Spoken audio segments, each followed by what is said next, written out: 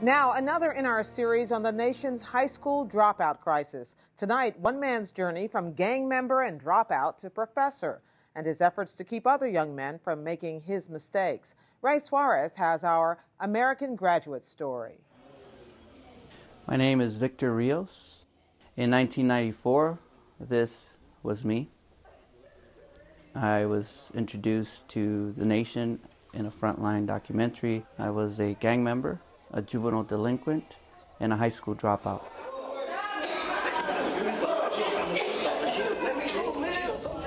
But in the 18 years that followed, Victor Rios earned his high school diploma, finished college, earned a PhD from the University of California at Berkeley, and wrote 2 books on his life and his research on juvenile delinquency. He now teaches sociology at UC Santa Barbara and helps at-risk youth navigate the perils of adolescence. I'm sure you're closer to some people than others. Rios is also a family man with a wife, Rebecca, and 3 children. Life is constantly busy.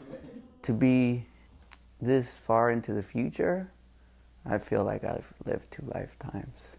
Born in Mexico, he came to the U.S. with his mother at the age of 2 and was raised on the rough streets of Oakland.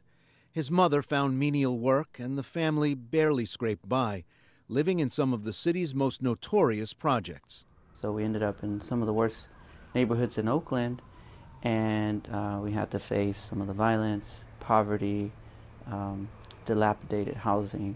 For example, one day my little cousin, he was sleeping in his crib. We had rats, big rats, crawled on his crib and began to chew his face up, his lips, his gums, his cheeks. He was hospitalized for months and his face had to be reconstructed. And so this is the kind of dire poverty we lived in. That dire poverty led Rios to drop out for the first time in 8th grade. He secretly mowed lawns to help his mother pay the bills, but she found out and made him return to class. Not long after, at 14, Rios joined a neighborhood gang for protection from the violence of the streets around him. Gang life, coupled with bad relationships with teachers and other authority figures, eventually led him to drop out of school again. The gang was influencing my thoughts about school because our whole day was organized around, number one, surviving, and school didn't provide us the resources to survive. Life on the streets became increasingly dangerous. Rios left home and was stealing cars, sometimes living in them for months at a time. And when he was 15, his best friend, a fellow gang member they called Smiley, was murdered during a fight with their rivals. Smiley's death changed my life around in that I began to reflect. I began to think about what can happen to me. I began to think about facing hard time in prison if I continued on this path, like many of my friends, or ending up dead, like Smiley. Rios says it was at this crucial moment, the point when he was ready to make a change in life, that one adult was there for him. It was a teacher. Her name was Ms. Russ. She walks up to me. She says, "Victor, are you okay? I heard what happened." And I told her, "Yeah, I'm okay." But she didn't believe me. She tapped me on the shoulder. She said, I know you're not okay." And I began to cry, like a little kid in front of the whole school. The teacher reached out, opened her arms, gave me a hug, and said, "Victor, when you're ready to change your life around, I'll be here for you, but you have to do the work." With the help of mentors, Rios says he began making a slow transformation. But the lure of the street life was still there, haunting him on a daily basis.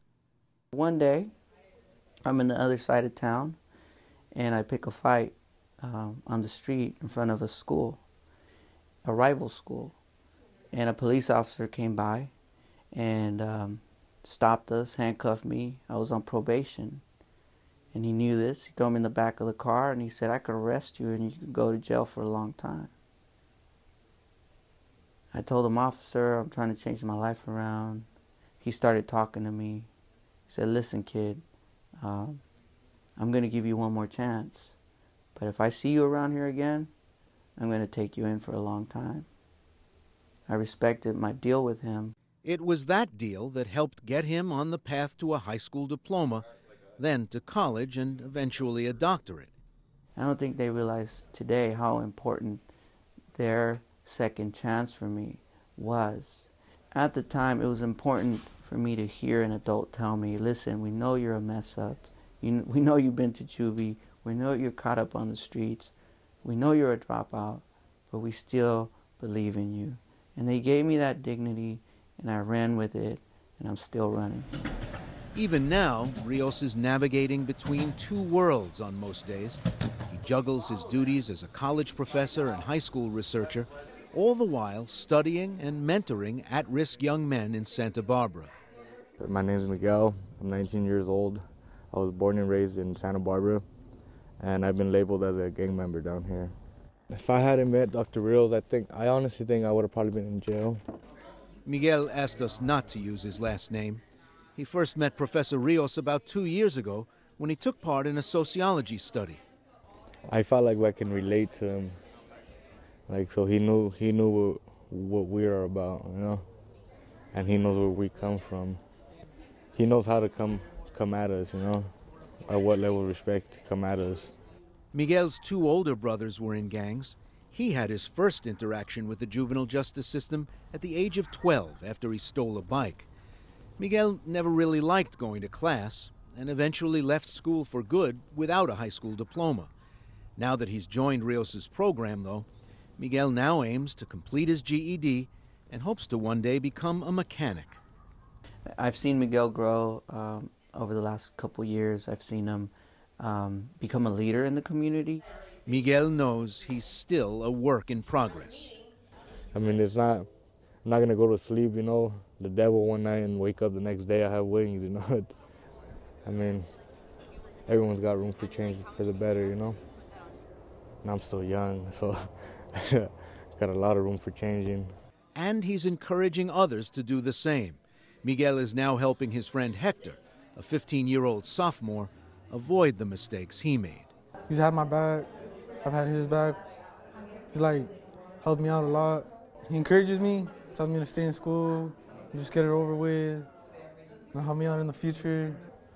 And yeah, I trust him. It's a pay-it-forward strategy that Victor Rios, the gang member turned university professor, still can't believe he put in motion. If during the time I was on the street as a teenager, someone approached me, an angel came to me and said, hey, hang in there, man, because when you're 34, you're going to have a beautiful family, a wonderful household, a great job. You're going to be a PhD from Berkeley. You're going to have written 2 books, and you'll be an award-winning professor. I would have laughed. So now it's my job to let them know that it's not a joke, to let them know that I believe in them the way that my teacher believed in me, to let them know that there are second chances. Rios is now working on a book that's examining the achievement gap at Santa Barbara High School.